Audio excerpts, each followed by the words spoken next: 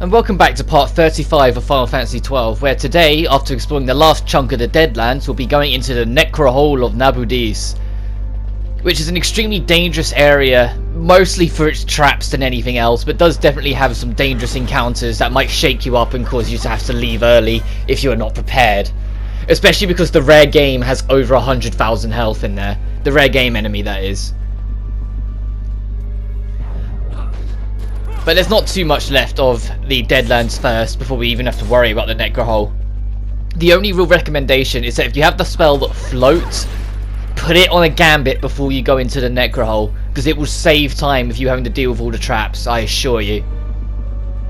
There are so many, it is so cluttered with it, and the traps are the most damaging in the game. And I'm pretty sure they are anyway.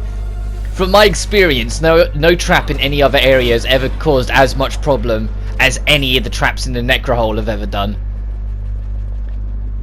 Well, I say that, the ones in the Deadland cause status conditions. You might have just seen there, that enemy was invisible until time had passed. It wasn't that we got closer, it was that enough time had passed. They had the spell that made them invisible, that was what happened. So they were out of the fight, they used Vanish, they were out of the fight until the spell wore off. As we get Warp, which I think is Banish. We'll attempt to cast Banish.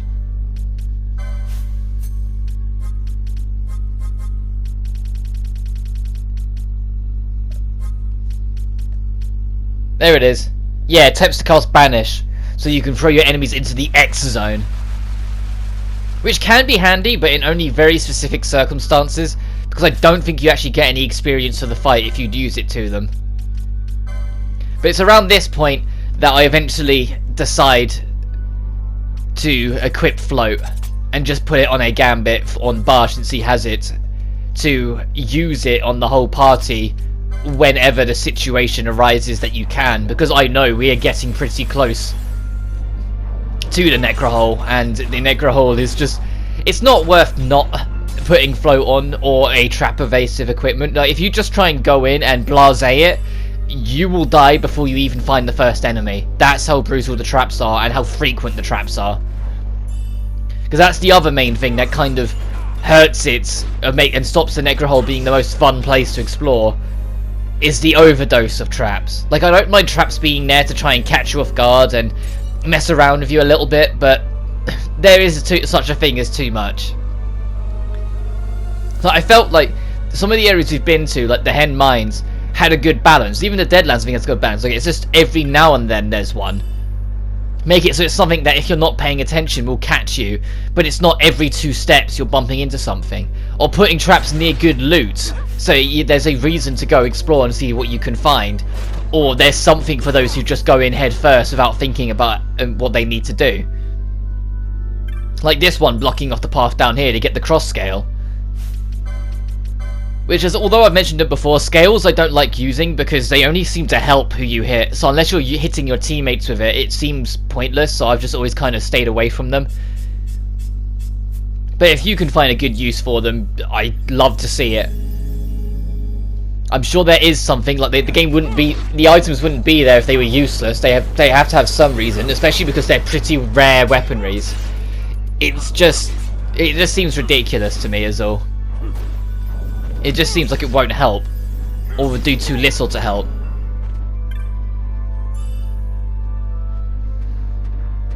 Is that another shield worm over there?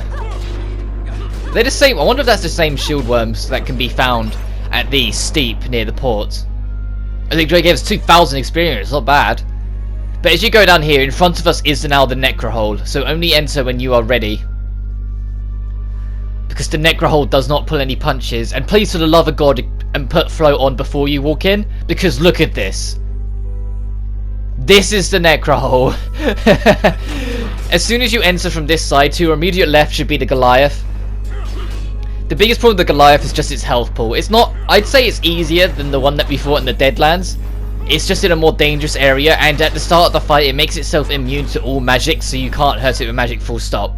But it's only a timed gimmick thing for this fight, and it will wear off in time. The biggest worry for it is that it can use gravity, and gravity attacks in the Final Fantasy series are percentage based attacks. So instead of it just hurting, you'll always do a very specific amount of health. Like it will do 50% or 70% sort of thing. Which can be stacked up with its usual attacks on top of it. Well, it's just halved your health and then hit you with a strong attack that would kill you. And so you see me almost quite quickly react to it. Problem is, the last strike is elemental, so although it got hit by the main string, I don't know if the last hit actually would have connected because the anti-spell is still on, as it continues to spam gravity, causing us problems. And just to make the matters worse, float's wearing off.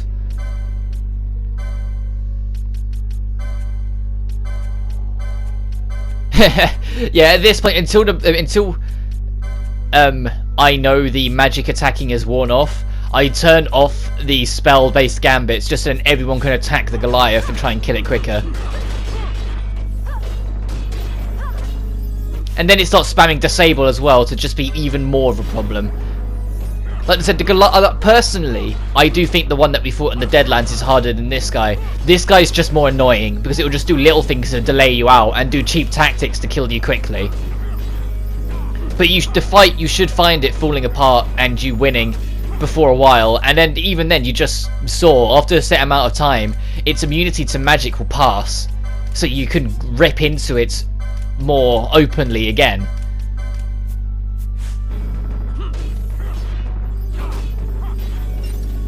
And there it dies. There's still one more hunt to do here, and it's a very interesting one because you could go through the entirety of the Necrohol, do its side quest to unlock all the secret areas in here, and never bump into it. Because there's one lone condition that you need to fulfill, and you need to be in the middle room of the Necrohol, which will expose itself when we get there. It's pretty evident what room's the middle block compared to the rest. Like, there's all corridors and there's just this big space. It's like, I wonder if this is the middle. But when you're in that big space, everyone in your active party needs to be in critical health condition. So they need to be on like the very cusp before death. The best way to do it is to just make your party a party of one, turn off their gambits, and then manually have them attack themselves until their health gets low enough. Paying attention to how much damage you do per strike so you don't accidentally kill yourself. Like, if you're gonna do too much, bring in a second party member that's also got their gambits turned off to knock them to help knock them down to a critical level, and then just bring them out the party, because it's only your active party that needs to be on critical health. So if you make your active party a party of one, it will count. Meaning as soon as the enemy spawns in, you can immediately bring back your other party members, turn on everyone's gambits, and heal off the damage. Which is kind of an interesting way of handling it, making it an enemy that will only appear when you're on the verge of death anyway. Like, it's just there to try and get an easy cleanup. But I can imagine a lot of people, when they first discover that, not doing the obvious thing of making it a party of one and actually making their whole party have little health, and then it actually cleaning you all up because of it. Because I'll have it be Barsh that gets beat up in the end. But as soon as it appears, I just bring back Ash and Balthier, and even if Barsh were to fall, it wouldn't have been the end of the world. The only problem is that you can't take Redis out of your main party, so I had to beat Redis up as well. It was just Barsh and Redis whacking each other for a while, which is later this part. I clear out the whole Necrohol first, and then go back for it. There are also these Evolets that you can find that can cast instant death spells, so you need to also be on the awareness of them, because their instant kills have an annoyingly high chance of connecting. As we just picked up the Jade Collar. What am I doing? Oh, is this why I finally start rearranging? No? Okay, that's later on then. There's a part where I start rearranging everyone's accessories, because with the exception of Barsh, everyone's accessories are starting to outdate a little bit.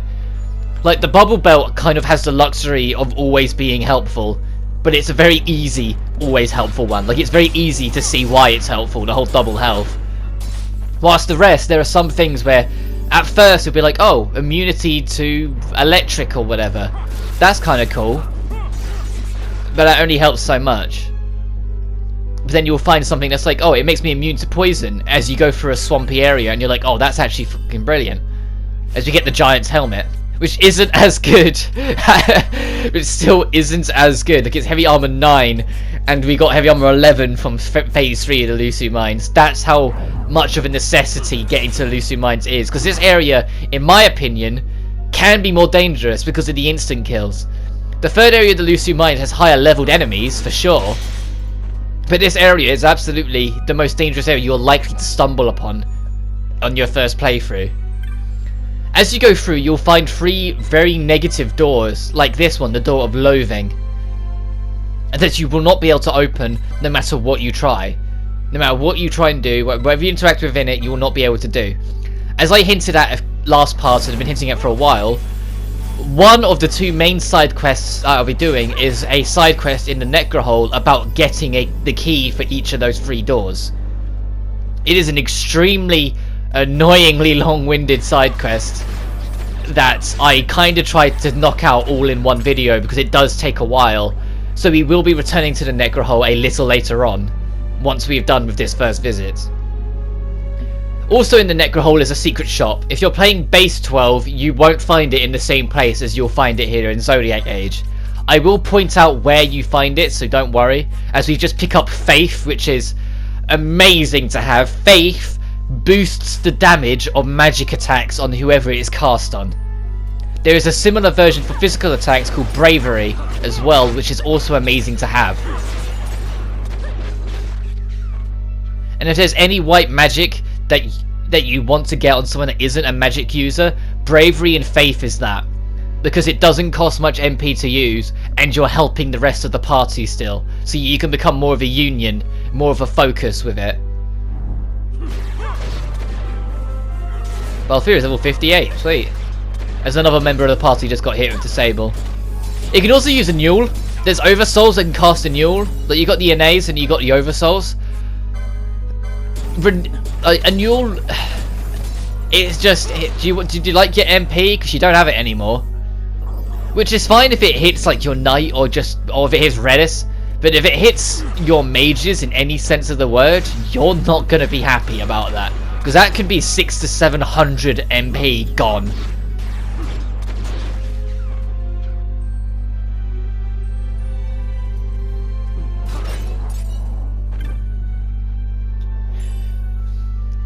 But even though there are some better loot that can be found elsewhere, in some instances, like right now, there are better equipment that you can be found here, such as the Kaiser Shield.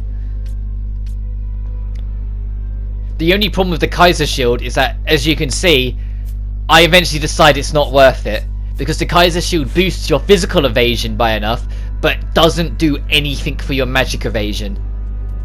And sometimes magic can be, well, a lot of the time, magic can be more dangerous than physical attack. So making it so you have a chance to avoid the less dangerous thing, but are more likely to be hit by the more dangerous thing, is something that you're eventually just going to be like, you know what, I'll pass.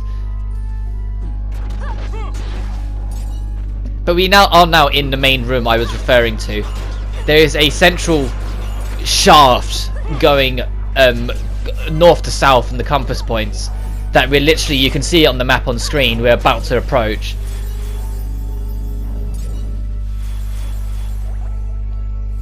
And that central shaft, the reason why I bring mention to it is because that is where our secret shop will be. I show it on the return visit because as I keep saying, my main focus on this first visit was to just go through it all to show you all like a basic idea of where everything is. This is the section over here though that's guarded by these 2 golem looking, these babbles they're called, but the golem species creatures over here. They're blocking what should be your third and final door. The reason being is that in reality you get essentially like 2 keys and then the dead shell of a third one by the time you finish the side quest, which doesn't make sense, but it's a video game, so go with it. It's like you essentially are using lit up crystals to open the doors to act as keys, and those lit up crystals will only work if they're lit up, but you need to do the outer doors before you can do that middle one. When you've done the outer doors, then the third crystal will light up so you can open the third and final door. The third and final door holds one of the more dangerous espers in the game. The espers, for the sake of making it easier to understand where I'm coming from, The Espers cost so many technique points to summon. Some cost 1 technique bar, some cost 2, some cost 3. I use that as a pretty good indicator of how difficult it will be to get a hold of them. So far, I believe we've only encountered 1 2-bar, and that was our optional one. All the rest have been 1-bar summons. So, following that mentality, if I told you the Esper here is our first instance of a 3-bar summon, you might get more of an idea of how dangerous it is. As we get some new robes, so I start rearranging and passing things around to make the most of it. Also in this central block is where our rare game, this thing, can spawn. And if you look at its health, it has over the max it can read. So when this thing popped up, I didn't actually think it was a rare game. I was like, is this a hunt that I haven't like remembered, that I actually accepted but I'd forgotten about? So I just start ripping into it and saying, well no, this thing's dying too easily. Even if it had 100,000, look how much damage and how quickly this thing is dying. No, it's a rare game. It doesn't always spawn here, it's just there's a chance. It's also very weak to Holy, so if you have Redis with you and you want to, use that, you're welcome to. Or if you've already been to the Pharaoh's Tower to pick up the Holy spell, even more desire to. But despite having over 100,000 health, it didn't drop much experience. The shield worms in the Deadlands were more profitable.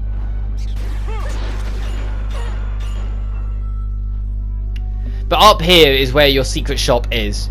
Like I said, I come back for it. I do think it's this part that I do come back for it. But you can't get everything that it sells in the secret shop right now, for the simple reason of it depends on how far through the plot you are, depends on what he sells.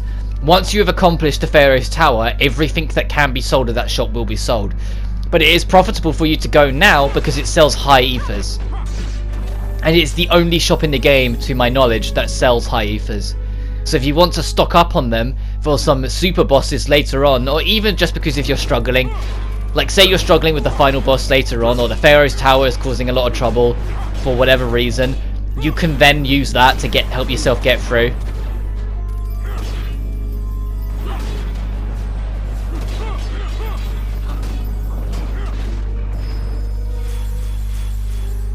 But as you circle around here, you'll eventually find it only leads one way, which is to this middle door that I was referring to, the door of despair. And it says the word might. You have to prove your might before it will open, by opening the other 2 doors. Which if you're sitting there and going, but why would you need to open doors to prove your might?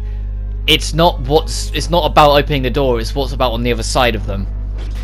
There are challenges on the other side of both of the outside doors that if you overcome will then accomplish it. It will be enough to count as a success and allow you in.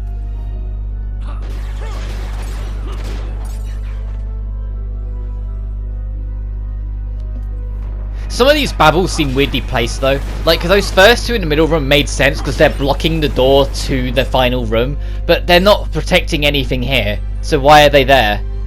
Like it's weird because these tower golem like enemies are used very often to protect an area.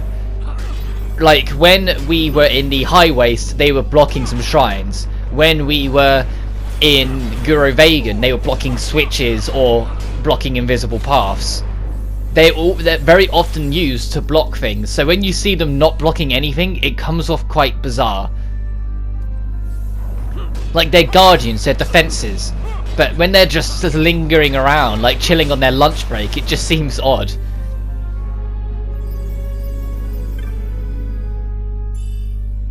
Protect Gur can be achieved here, which is the first instance in my setup of a spell that I really wish I could use that I can't. Protect Gur requires a level of white magic that only Penelo can get because of her being a white mage. Ash's white magic level doesn't go high enough for her to use it, and never will. Protect Gur isn't a stronger version of Protect, it is just Protect that will hit the whole party, which is the main reason why I use it, because if you're going into a tough fight that you know you're going to be rocked with physical attacks, being able to have Protect on the whole party in one use instead of having to use it individually on each person, costing several turns, it makes a difference in a pinch. It really does. So instead, the alternative becomes to just use it outside of the battle and then just push in and just hope that you can keep it topped up. Which isn't the same as just being able to use Protectica. It's like if Float was single target, it would be a lot more of a nuisance to explore this place because of it. But there's a white mask in here as well. And I thought I saw something in the opposite corner, both on my first playthrough and just now. But the white mask is white Mystic Armor 11 first of all, but it is amazing for this stage in the game. So you're going to see me immediately go to try and see if I can equip it. Like, Red Battle Mage, let's scroll through. Where is it?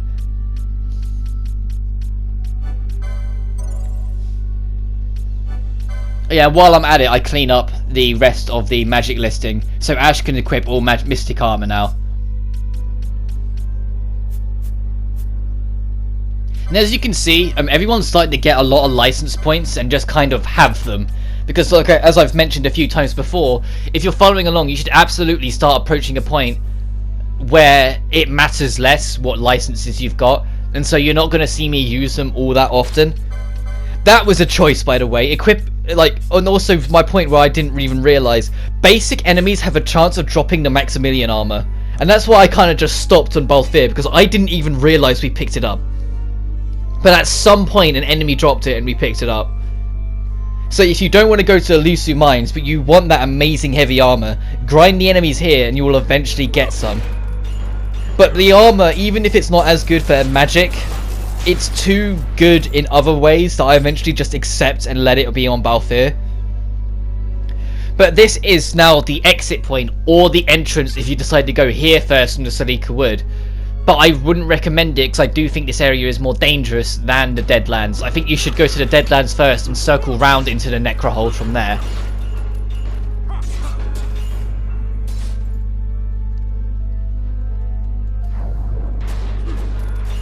But I do find this place extremely fascinating.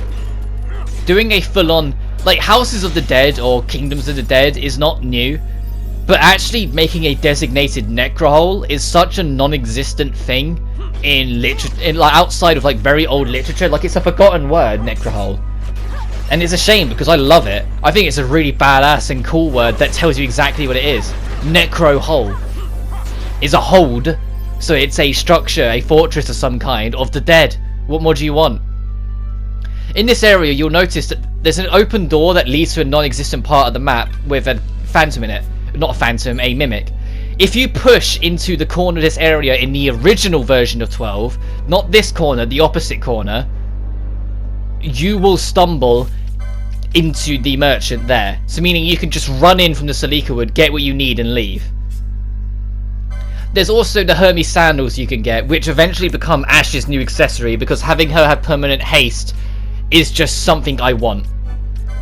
Her always being able to cast twice as quick, when you consider all her magic and usage and general stuff, it's just good to have. It's very helpful to have. We also picked up Silence Curse, so you can attempt to inflict silence on a group wide. Not that I ever do, because it's kind of useless.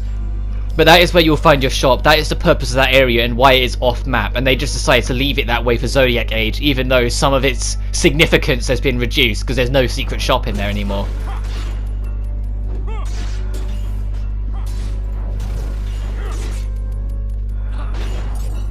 But once you reach the end here, instead of U-turning in case there's anything you've missed now, you actually go back into the Salika Wood and use the crystal.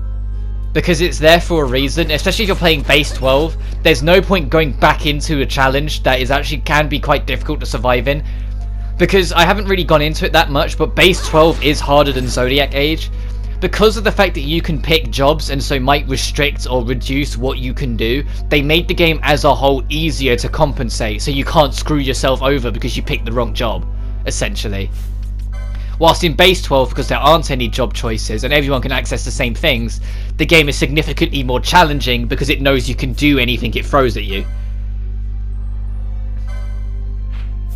That one we can't fight, it's in the Bar and Passage, which we will be returning to very soon. The other side quest we've been doing, that we started last part, the end goal is getting a key into the Bar and Passage. But here's the other one, the Death Scythe, which is back in the main area, which you might think, huh? Well, hang on, we were there. That's because everyone was at full health and steamrolling everything, so it was never going to show up.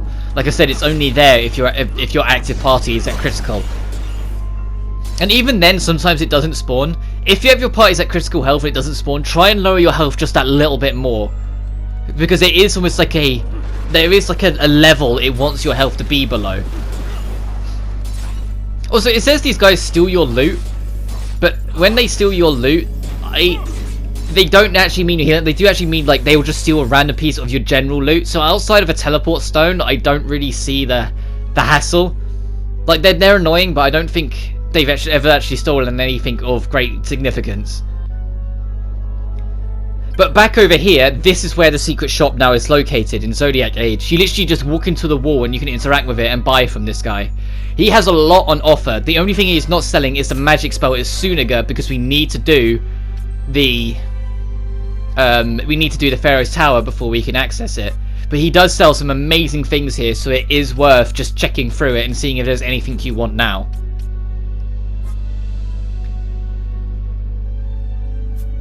But it's later on. Once you've done the Pharaoh's Tower, I guess I'm going to say High Tower. Once you've done the Pharaoh's Tower, he will sell the High Ethers. My mistake. But I take this opportunity to sell everything as well. You see I still haven't sold my High Arcanas? You can, it's just I was hesitant until I was 100% certain it was okay to do so. Because I knew they were important, I just couldn't remember what for at that point. But it's because you can get a lot of good stuff from the bazaar if you sell them. But it's just there, you can just interact with it whenever you please. Get what you need, then move on.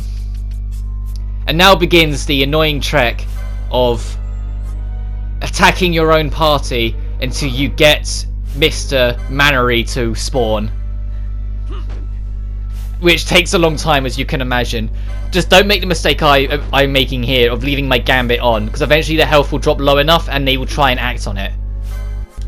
But eventually, I even just straight up killed Redis in the end, because it just wasn't worth it, and I just brought Barsh down to as low as I could. Eventually, once you get your health down low enough, you can go full force for it and just go ahead. So I set everyone's Gambits up to restore the damage done. It immediately uses Disable and Stop as well on whoever's on the lowest to really try and screw you over. So get everyone back in order, get everyone back set up, and then just rinse the thing. Now you've suddenly pulled an Uno card on it. The reverse Uno card. And so it's like, oh, I'm going to wait for you to near death. Well, now you're the one that's going to die, mate. It will use Doom a lot as well, but if you have someone with Remedy Lore to deal with it every time, it will run out of things to do and will eventually just start spamming Darkra.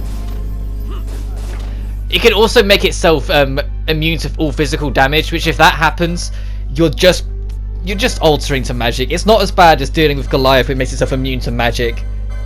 I guess in that sense they mirror each other. One of them is very bulky and makes itself immune to magic. One of them is very fragile but makes itself immune to physical attacks. And you're going to see me eventually retaliate by trying to slow it down and then whacking it with Scathe. I eventually just go, you know what, screw this thing. It can take a laser beam. At least I hope I do. I try casting Disable on it. That's something. I'm pretty sure it'd be immune to it. Yeah. That's an odd one past me. No, I decided to whack you with Flame Purge instead. Never mind. Be more original past me. I should have shot it with a laser beam. Not that it matters, because I think this will kill it anyway. Oh, and I got the Inferno. That's sweet. Did 0 damage. Neat. Oh. Now do I hit it with a laser beam? Now does past me go, wait a minute, I have a... No, I use Firinger, for God's sake. I have tier 4 non-elemental. It will always hurt it and hit. Shoot it with a laser beam past me. Do it. I know I recorded this a few weeks ago, so my memory's not 100%. But laser beams. Look, Scathe is there. Alright, Firinger it is. Past me is boring. I should have shot it with a laser beam. I've let you down.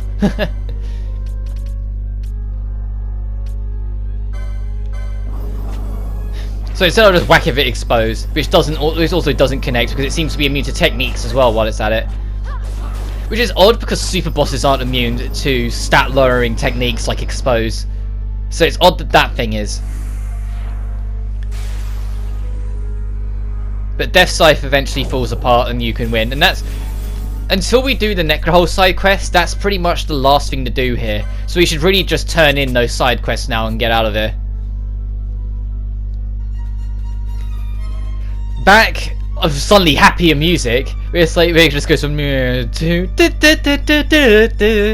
in Nalbina Fortress. We're turning in all the side quests, which I believe are the last ones in Nalbina. So we'll be able to do a kind of side quest because as I've mentioned ages ago when we first started doing them, every time you do fulfill a hunt here, they will alert Jovi to it, and Jovi will just kind of scoff and run away. But if you do all of them and then go find Jovi and talk to him, he will give you an extra reward for your trouble. Well, that's Jovi for you. I can never thank you enough. You got 2 Hyenas and a Soul of Famasa. The Gil is standard. You're always going to get Gil out of it at the end of the day.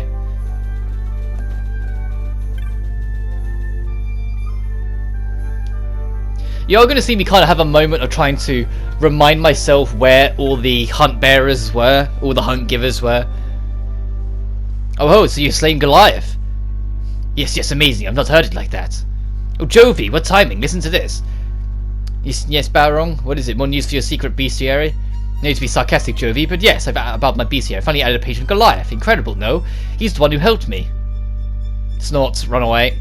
Alright, bye, Jovi. Never understand that, Jovi. Well, I'll show him the bestiary later, I suppose. And you get Save the Queen, which if you play Kingdom Hearts, you probably just raised an eyebrow. Yeah, it's not the strongest sword in the game. It's not the strongest magic staff in the game, like it is the strongest magic for Donald in Kingdom Hearts. It's just a really strong greatsword. You've done it. You stopped the Roblon. The Roblan. The Roblan. Back in the Deadlands. Oh, hey there, Jovi. At this point, Jovi should just like spot us and go, oh great, it's him again. Bye.